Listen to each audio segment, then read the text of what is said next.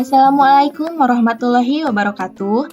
Ketemu lagi dengan saya Sarah Agustin dari kelas reguler E, Program Studi Manajemen dengan NIM 34022002119. Di video kali ini, saya akan menjelaskan bagaimana cara mengoperasikan Mayob Accounting versi 18. Nah, teman-teman, ini adalah tampilan awal setelah kita membuka aplikasi Mayob.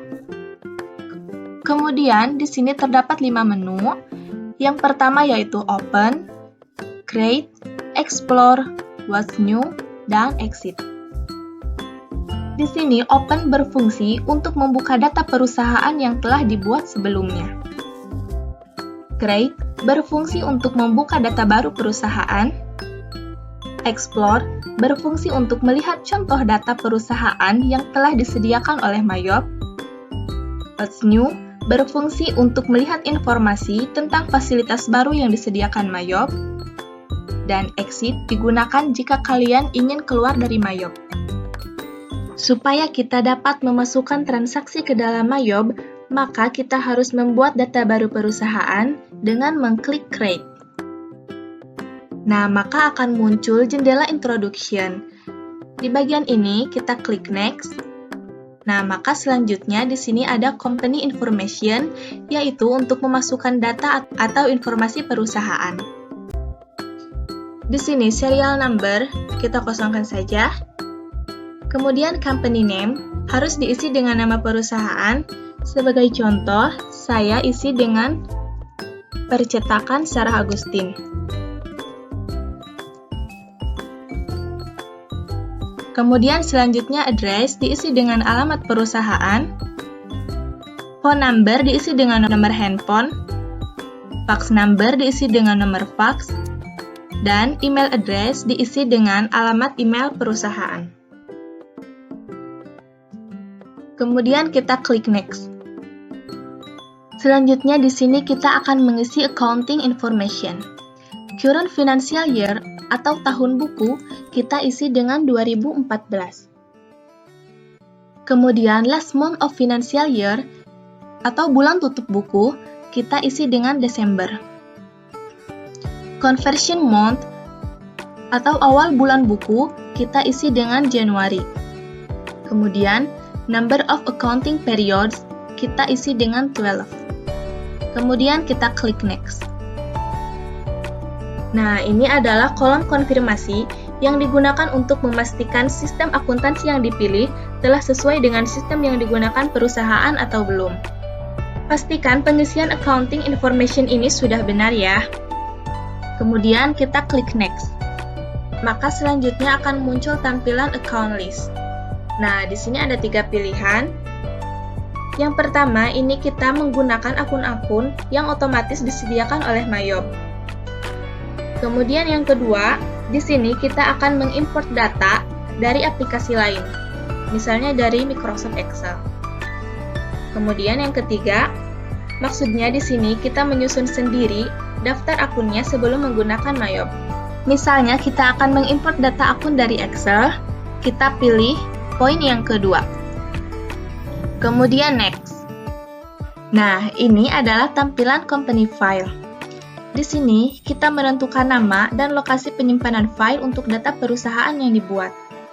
Di sini terserah kalian mau diganti atau tidak nama dan lokasi penyimpanan filenya.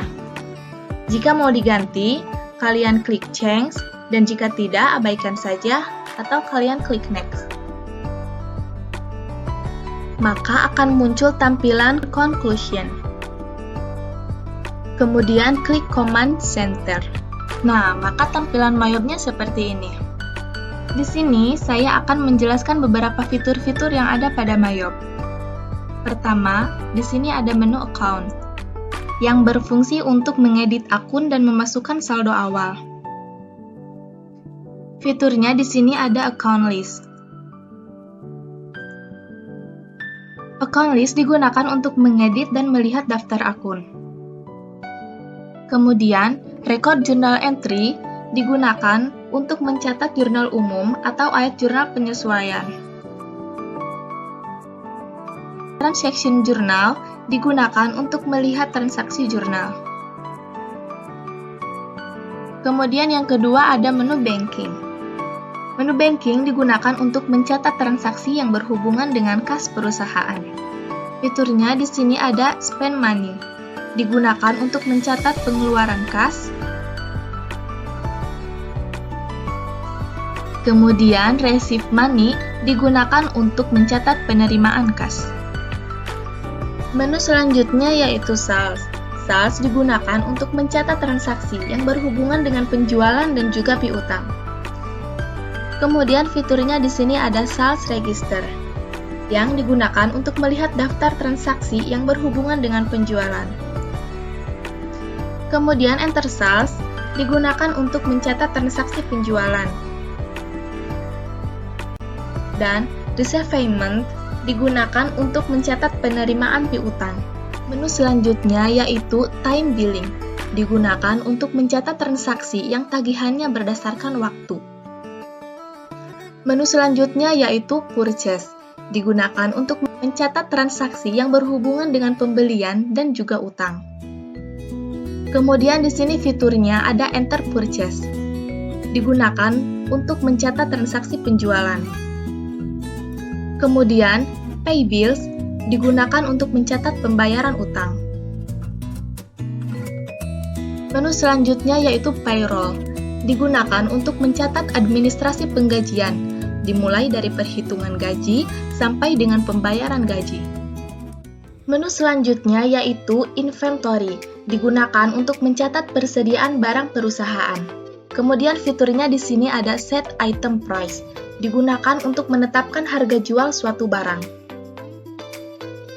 Kemudian item list digunakan untuk melihat barang-barang persediaan. Count inventory digunakan untuk memasukkan hasil perhitungan persediaan. Adjust inventory digunakan untuk melakukan penyesuaian atas nilai dan kualitas item-item persediaan. Dan yang terakhir ada item register, digunakan untuk menampilkan item-item persediaan barang. Kemudian menu yang terakhir ada card file, digunakan untuk mencatat pelanggan dan juga pemasok. Fitur yang sering digunakan adalah card list, yang digunakan untuk membuat daftar nama pelanggan. Demikian informasi yang dapat saya sampaikan, semoga bermanfaat dan mohon maaf bila terdapat kesalahan dalam penyampaiannya. Terima kasih. Wassalamualaikum warahmatullahi wabarakatuh.